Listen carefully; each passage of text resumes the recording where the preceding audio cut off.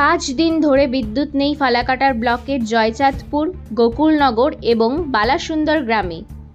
এতে ভীষণ ক্ষুব্ধ স্থানীয় বাসিন্দারা। শুক্রবার বেলা 11:15 নাগাদ ফালাকাটা থানার ভুটানির ঘাটে পথ অবরোধ শুরু করেন এলাকার মহিলারা। তাদের অভিযোগ, পশ্চিমবঙ্গ রাজ্য বিদ্যুৎ বন্টন কোম্পানির দপ্তরে অভিযোগ জানিয়েও কোনো লাভ হয়নি। বিদ্যুতের অভাবে ব্যাপক সমস্যায় রয়েছেন তারা। খবর লেখা পর্যন্ত অবরোধ চলছে। ফালাকাটা ধূপগুড়ি সড়কে শয়ে শয়ে গাড়ি আটকে পড়েছে। সমস্যায় যাত্রীরা। এ প্রসঙ্গে কি বলছেন স্থানীয় অবরোধকারী মহিলা, শুনে নেওয়া যাক।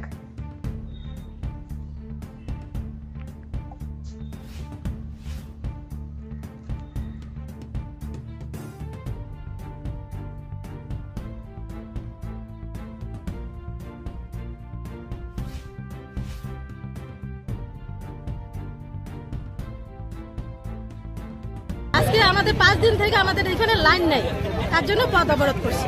জয়চাঁদপুরে নাই, গোকুলনগরে নাই, বালাসুন্দরে নাই, এগুলো জায়গায় লাইন নেই। বাচ্চা কাচ্চা নিয়ে এত 5 দিন ধরে থাকা যায়?